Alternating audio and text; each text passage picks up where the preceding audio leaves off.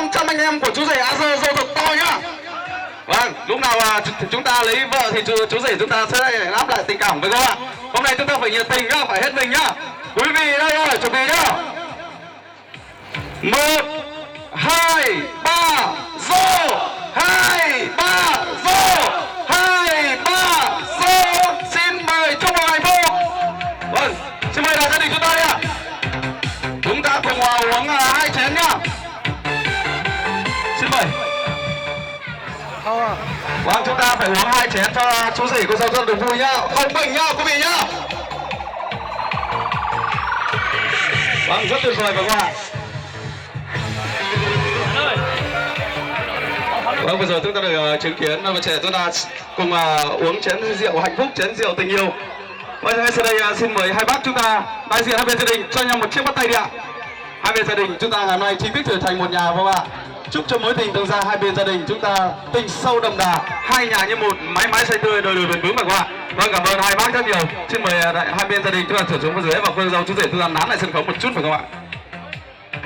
Vâng, xin mời cô ông cô bà chúng ta trở về dưới sân khấu, tiếp tục nâng lên những chai ly rượu tình yêu, ly rượu hạnh phúc cùng hai con hai cháu của mình ngày hôm nay thật vui, thật hạnh phúc phải không ạ? Vâng, cảm ơn bác rất nhiều ạ.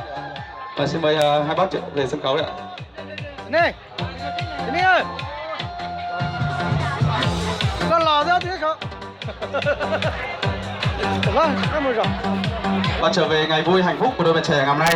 Vâng, tiếp nối chương trình, xin mời toàn thể quý vị chúng ta tiếp tục là hướng mắt về trung tâm sân khấu tình yêu của đôi bạn trẻ này, trở về với chú rể Azer và cô dâu Ngọc Hoa của chúng ta ngày hôm nay sẽ có một món quà mừng để gửi tặng đến toàn thể quý vị chúng ta không quản ngại đường xá xa xôi trở về chung vui hạnh phúc cùng một gia đình với các bạn. Quý vị có biết là món quà gì không quý vị ơi? Quà gì ạ? Hôn à? Hôn anh ôm à? Hôn thôi à? Không khí này được hôn thì quá phê quý vị nhỉ. Vâng, chú rể có nghe thấy quý vị nói gì không? Quý vị có thể đáp ứng được những tình cảm của toàn thể quý vị trở về ngày vui hạnh phúc của mình ngày hôm nay không? Chú rể muốn nói một điều gì không ạ? Xin cảm ơn tất cả mọi người đã đến chung vui cùng gia đình của em ngày hôm nay ạ.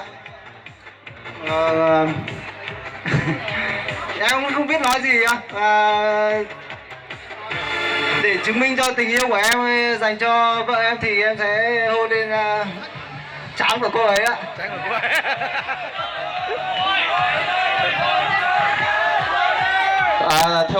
Theo quý vị thì chú rể nói thế thì quý vị có nhất trí không ạ?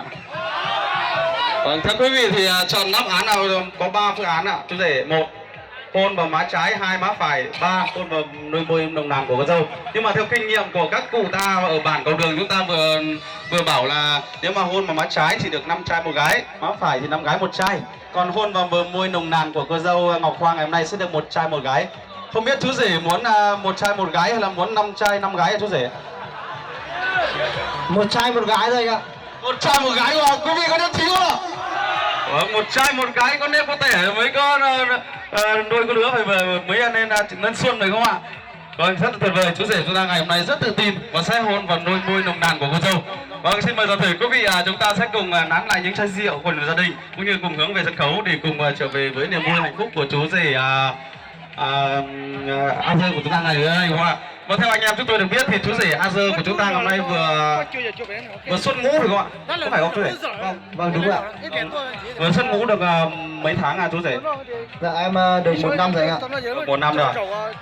Vâng, người ta thường bảo rằng 3 năm đi Mỹ thì anh chờ, còn 2 năm đi Mỹ thì anh về mất em. Nhưng mà chú rể Azer phải định ngược lại, phải không quý vị? 2 năm đi nghĩa vụ về, chú rể chúng ta lại cưới được cô dâu, thế mới tài không quý vị? Quý vị có thấy tài không ạ? Cũng thấy chú rể của chúng ta hôm nay quá tài không ạ? Vâng, và ngày hôm nay không thể mất thời gian của toàn thể quý vị nữa. Vâng, xin mời chú rể Azer. Nghiêm. Bên phải thôi. Đấy, 1 năm đi nghĩa vụ về bây giờ thấy quên rồi quý vị ạ. Ngày xưa tác phong quân đội lắm anh ạ. Vâng, cô dâu nhẹ nhàng quay mặt và về phía chú rể được không ạ? Vâng. Quý vị thấy khoảng cách này được chưa quý vị ơi? Chưa ạ. Vâng, xin mời chú rể cô dâu hai em sẽ cùng xích lại gần nhau hơn phải không ạ? Vâng. Vâng, bình thường thì hai em thường hôn nhau bằng tư thế nào chú rể Azer? Đứng, nằm hay là quỳ ạ? thường là đúng anh ạ. Đúng ạ. Như thế thì phải nói rất nhiều đúng không ạ? Nhưng mà để hôm nay nhất trí với nhau là quý vị phía dưới anh nhìn thấy gió chúng ta đứng hôn đấy nhỉ? Và còn nằm hôn hay là quỳ hôn chúng ta để buổi tối chúng ta sẽ tiếp tục khám phá quý vị nhỉ? Vâng, hai em sẽ cùng sát nhau với nhau. Vâng, xin mời cô dâu đặt tay lên thu cưng nhất của chú rể nào. Hôn nhau nhiều, yêu nhau nhiều rồi chắc khám phá biết hết con người của nhau rồi không ạ? Vâng, xin mời cô dâu cho nào cưng nhất chú rể thì đặt tay vào. Vâng, ngứa quá nhỉ, chỗ nào cứng nhất nhỉ? Quý vị vỗ tay cho cô dâu nào để động viên cho cô dâu thôi quý vị ơi. Có biết chỗ nào cứng nhất không cô dâu? Vâng, để cô dâu chúng ta suy nghĩ một chút được không ạ? Vâng, em sẽ đặt tay lên bờ vai của chú rể đã, chỗ cứng nhất ạ. Bờ vai của chú rể, vâng, hai tay em tự. Vâng, bây giờ chúng ta ngày hôm nay rất là nhiều các bạn. Biết chú rể của chúng ta rất nhiều chỗ cứng nhưng mà hôm nay cứ đặt tạm lên bờ vai của chú rể đã không quý vị. Vâng, xin mời chú rể đặt tay lên chỗ nào mềm nhất cô dâu đi ạ. Xin mời chú rể ạ, rồi quý vị ơi, đồng viên cho chú rể đâu, hồi hộp quá nhờ, không biết chỗ nào mềm nữa, nhiều chỗ mềm quá nhờ. Vâng, vòng eo ạ, vòng eo chính là mềm nhất, chỗ cô dâu chúng ta sẽ nâng lên hạ xuống để chăm lo hạnh phúc cho gia đình phải không ạ? Vâng nào, bờ vai của chú rể sẽ là chỗ cứng nhất, bờ vai để cô dâu chúng ta nương tựa đi suốt cuộc đời này phải không ạ? Và ngay sau đây, xin mời hai em sẽ cùng sát nhau một chút nữa nào, để toàn thể quý vị chúng ta được chứng kiến nụ hôn đẹp nhất, dài nhất, hạnh phúc nhất, dạng người nhất năm 2021 phải không ạ? Với sự thể hiện của chú rể, anh Dơ cùng với cô dâu Ngọc Hoa ngày hôm nay. Vâng, bình thường anh xin hỏi chú rể một chút, bình thường hai em hôn nhau thì ai là người chủ động hôn trước ạ? Thường thì vợ em chủ động hôn trước ạ. Thế là cô dâu nồng độ máu hơi cao không quý vị?